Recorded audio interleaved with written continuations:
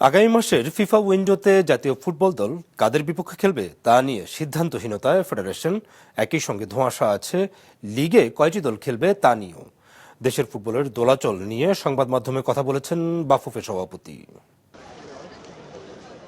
FIFA উইন্ডোর সূচি পাল্টানোই যেন কিংকর্তব্যের বিমূঢ় অবস্থায় পড়েছে বাংলাদেশের ফুটবল। সেপ্টেম্বর ও অক্টোবরে এক হওয়ায় উইন্ডোতে ঘরের মাঠে যেন খেলতে চাইছে বাফুফে, তেমনি আমন্ত্রণও পেয়েছে কিরগিজস্তানে খেলার, কিন্তু সিদ্ধান্তহীনতায় ফেডারেশন। 3 অথবা 4 নেশন খেলার জন্য বাংলাদেশ হোমে অনেকগুলা কান্ট্রিকে আমরা ইনভিটেশন দিয়ে দিয়েছিলাম, তার ভিতরে 2টা কনফার্মেশন আমরা পেয়ে গেছি। এতে মুহূর্তে আমরা আরেক ইনভিটেশন পেয়েছি কিরগিজস্তান থেকে, সেখানেও আমাদের 3 ট্রাই নেশন একটা সিরিজ খেলার জন্য আমাদেরকে ডেকেছে। কিরগিজস্তান তো হোস্ট, আরেকটা দেশ থাকবে আর আমরা থাকবো। কারণ আমরা এই সপ্তাহে ন্যাশনাল টিমস ম্যানেজমেন্ট কমিটির মাধ্যমে আমরা ডিসিশন নিব যে আমরা কি হোমে খেলবো নাকি আমরা অওয়ে যায় খেলবো। ফিফার নিষেধাজ্ঞায় আছে দেশের 3টি ক্লাব। তাদের সুবিধার জন্য ক্লাব লাইসেন্সিং ও দলবদলের সময় বাড়িয়েছে বাফুফে। তবে লিগে দলের সংখ্যা নিয়ে এখনো কোনো সিদ্ধান্ত নিতে পারেনি ফেডারেশন। ডেডলাইনের পরে যদি 3টা টিমই সাসপেন্ডেড থাকে, তাও আমরা আমাদের 10টা টিমে বহাল থাকতে পারবো।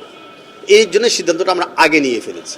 আর যদি 3টা টিম সাসপেনশন উইথড্র করাতে পারে, তাহলে অফকোর্স আমরা 13টা টিম নিয়ে আমরা খেলব। এদিকে খেলার জন্য 3টি মাঠের অনুমতি পেয়েও তা এখনো বুঝে পায়নি ফেডারেশন। তবে কমলাপুর স্টেডিয়াম বাফুফের কাছে হস্তান্তরের সিদ্ধান্ত নিয়েছে জাতীয় ক্রীড়া পরিষদ।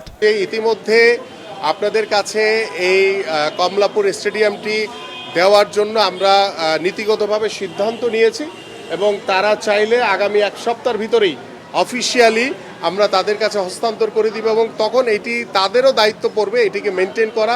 বর্তমানে 3টা স্টেডিয়াম নিয়ে কথা চলমান আছে, যেটা হলো সিলেট স্টেডিয়াম, চট্টগ্রাম স্টেডিয়াম এবং কমলাপুর স্টেডিয়াম।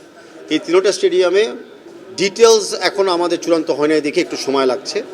এখন কিছু ডকুমেন্টেশনের একটু সমস্যা হচ্ছে, আর আমি আশাবাদী। এছাড়া জাতীয় দলের কোনো ফুটবলারের ভাড়ায় কোথাও গিয়ে খেলার প্রমাণ পেলে কঠোর ব্যবস্থা নেওয়া হবে বলে জানিয়েছেন বাফুফে সভাপতি।